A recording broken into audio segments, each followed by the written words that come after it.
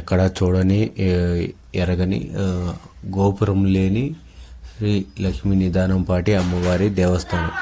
మగవారికి మాత్రమే గర్భాలయంలోకి ప్రవేశం ఉన్న దేవస్థానం. కొన్ని వందల సంవత్సరాల నుంచి వెలుగుతున్న అఖండ దీపం.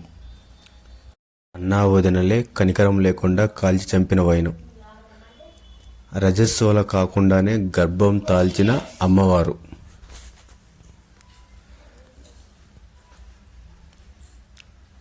ఎంతో మహిమగల శ్రీ లక్ష్మీ నిదానంపాటి అమ్మవారి దేవస్థానం అడిగొప్పల.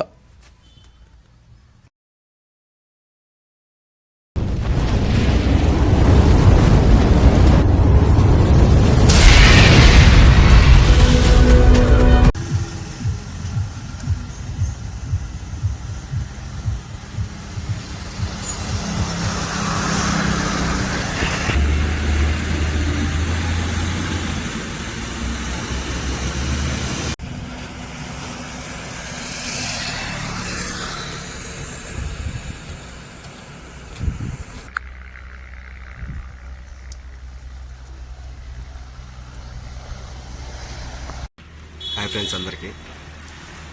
నేను ఇప్పుడు ఎక్కడ ఉన్నానంటే అడిగొప్పల గ్రామంలో ఉన్న శ్రీ నిదానంపాటి లక్ష్మీ అమ్మవారి టెంపుల్కి వెళ్ళే ఆర్చి దగ్గరలో ఉన్నాను. నా వెనకాల ఉన్నది ఆర్చి. ఇక్కడి నుంచి ఆల్మోస్ట్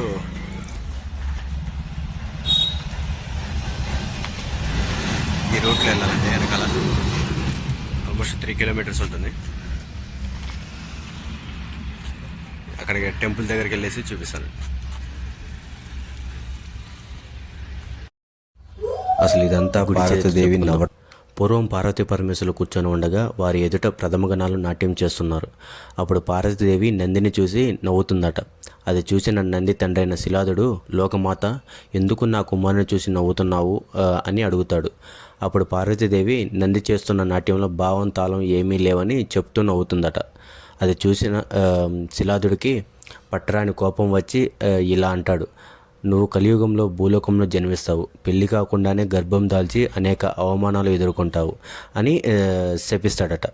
అప్పుడు పార్వతీదేవి శాప విమోచన మార్గం చెప్పమని అడుగుతుంది. అప్పుడు శిలాదుడు, భూలోకంలో నీతో పాటు గోమాత కూడా జన్మిస్తుంది, నువ్వు రోజు దాన్ని గోమాతను పూజించు, నీకు ఒక విచిత్ర గర్భం వస్తుంది. నాట్యంలో నంది అసంపూర్ణుడు అన్నావు కాబట్టి నీ గర్భంలో నంది అసంపూర్ణంగా ఉంటాడు. పెళ్లి కాకుండా గర్భం దాల్చావని చెప్పి నీ వాళ్ళే నిన్ను నిప్పుల్లో కాల్చేస్తారు. అలా నువ్వు మానవ రూపాన్ని వదిలి నిదానంపాటి అమ్మవారిగా భక్తులను కాపాడుతావు అని చెప్తాడు. దాని తర్వాత సుమారు 700 సంవత్సరాల కిందట గుంటూరు జిల్లా అడిగొప్పల గ్రామంలోని యాగంటి రామయ్యకు 4 కుమారుల తర్వాత పుట్టిన ఆడపిల్లకు శ్రీలక్ష్మి అని పేరు పెడతారు. శ్రీలక్ష్మి వారి ఇంట్లో కొన్ని వందల గోవులు ఉండేవి. వాటిలో గోమాత కూడా ఉండేది. శ్రీలక్ష్మి ప్రతిరోజు ఉదయం వారి ఇంట్లో వాళ్లకు తెలియకుండా వారి గోశాలలో ఉన్న గోమాతను పూజించి గోపంచకము తాగుతూ ఉండేది. అలా కొన్ని సంవత్సరాల తర్వాత శ్రీలక్ష్మికి 11 సంవత్సరాలు వస్తాయి. ఒకరోజు శ్రీలక్ష్మి రాకముందే ఆ గోమాత దగ్గరకు ఒక ఆంబోతు వచ్చి క్రీడించి వెళ్తుందట. అది తెలియని శ్రీలక్ష్మి ప్రతిరోజులాగే గోవు దగ్గరకు వెళ్ళి గోవును పూజించి గోపంచకం తాగుతుంది. అలా తాగడం వల్ల కొన్ని రోజుల తర్వాత శ్రీలక్ష్మికి మాయాగర్భం వస్తుంది. అది తెలిసిన రామయ్య ఎంతో బాధపడతాడు. ఊరి జనం చీటిపొటి మాటలు అంటూ ఉంటారు. అది విన్న తన 3 అన్నావదినలు శ్రీలక్ష్మిని చంపడమే దీనికి పరిష్కారం అని అనుకుంటారు. తమ తల్లిదండ్రులు ఊరు వెళ్ళడం చూసి శ్రీలక్ష్మితో అన్నావదినలు, చేనులో పత్తి కట్టె మండ వేయడానికి వెళ్తున్నాము, మధ్యాహ్నం అన్నం తీసుకొనిరా శ్రీలక్ష్మి అని చెప్పి చేనుకు వెళ్తారు. తనను చంపేస్తారని తెలియని శ్రీలక్ష్మి అన్నం తీసుకొని చేనుకు వెళ్తుంది. అక్కడ తన అన్నావదినలు మండ పెడుతూ ఉంటారు.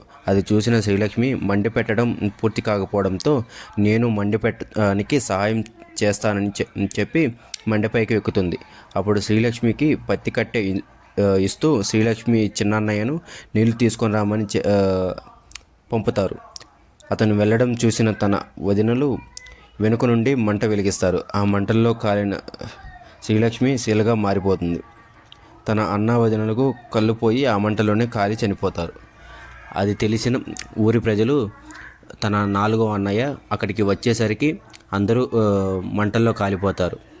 ఆ ఊరి ప్రజల్లో ఉన్న 11 ఏళ్ల అమ్మాయిని పూని నేను శ్రీలక్ష్మిని అని చెప్పి తన పుట్టుక గురించి తనకు వచ్చిన గర్భం గురించి అందరికీ చెప్పి నేను ఇక్కడే వెలుస్తాను, ఎవరు నాకు గుడి కట్టవద్దు, విగ్రహం పెట్టవద్దు, నన్ను ఆదివారం కాల్చారు కాబట్టి నాకు ఆదివారం జాతర చేయండి, నాకు నైవేద్యంగా పొంగళ్ళు చేయమని చెప్పిందంట. ఇది ఈ గుడి చరిత్ర ఉంటుంది. ఇంకొకటి వచ్చేసి ఓబులేసుపల్లె నుంచి వచ్చే రూట్ ఉంటుంది. 2 రూట్లు ఉంటాయి. అడిగొప్పల నుంచి అయితే 3 కిలోమీటర్స్ డిస్టెన్స్ ఉంటుంది. ఓబులేసుపల్లె నుంచి 8 కిలోమీటర్స్ డిస్టెన్స్ ఉంటుంది. ఇది ఇప్పుడు వచ్చేసి నాగేంద్రుడి మండపం అండి. ఈ గుడి చరిత్ర మొత్తం దీంట్లో ఉంటుందండి, స్థల పురాణం. ఇక్కడ నుంచి లోపలికి ఎంటర్ అవ్వాలి. ఇది వచ్చేసి గుడి లోపల మండపం అండి. ఇక్కడ వచ్చేసి అమ్మవారి గర్భాలయము. ఆలయంలో ప్రతి ఆదివారం జాతరలాగా జరుగుతుందండి. అలాగే ఇక్కడ ఎప్పటి నుంచో అఖండ దీపం కూడా వెలుగుతుంది. ఇప్పటికీ కూడా అమ్మవారికి గోపురం అనేది ఉండదండి, పైకప్పు అనేది ఉండదు. వాన వచ్చినా ఎప్పుడైనా ఇలాగే ఉంటుంది.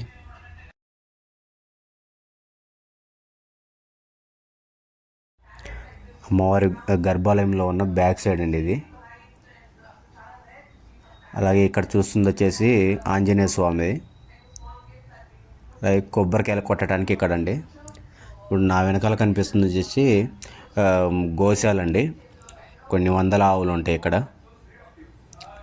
అన్నీ మేత మేయడానికి వెళ్ళండి. ఇప్పుడు నా వెనకాల కనిపిస్తుంది వచ్చేసి బావండి. ఇది చిన్నప్పుడు మేము ఇక్కడే స్నానాలు చేసేవాళ్ళం. ఇప్పుడైతే క్లోజ్ చేశారు. వాటర్ ట్యాపులు పెడుతున్నారు. ఇక్కడ ట్యాంకులు కూడా కట్టారు. అలాగే ఇక్కడ బ్లూ కలర్లో కనిపిస్తుంది వచ్చేసి కేశఖండనశాల. అందరూ గుండు చేయించుకోవడానికి ఇక్కడికి వస్తారు. ఇక్కడ ఇంకొకటి రేకుల షెడ్లా కనిపిస్తుంది కదండి, అది వచ్చేసి మనం వంటలు చేసుకోవడానికి ఏర్పాటు చేశారు. అమ్మవారి గుడి బ్యాక్ సైడ్ అండి ఇది. వెహికల్స్ పూజ చేయించుకోవాలంటే ఇక్కడికి రావాలండి. బైక్ అయితే 50 రూపీస్, కార్కి అయితే 100 రూపీస్ ఉంది. ఇక్కడ ఆ గదిలో వచ్చేసి మనం కోళ్ళు కానీ మేకలు కానీ బలించడానికి ఇక్కడ తీసుకొని వచ్చేసి పొంగళ్ళు వాటికి పెట్టేసి అవి అంగీకరించిన తర్వాతే అక్కడ బలిస్తారు. అలాగే ఈ టెంపుల్ వచ్చేసి ఇది వచ్చేసి మనకి రైట్ సైడ్ వ్యూ అండి. మొత్తం గ్రీనరీ బ్యూటిఫుల్గా ఉంటుంది వ్యూ. వచ్చేసి గుడి దగ్గర కొత్తగా కట్టిన అన్నదాన సత్రం అండి.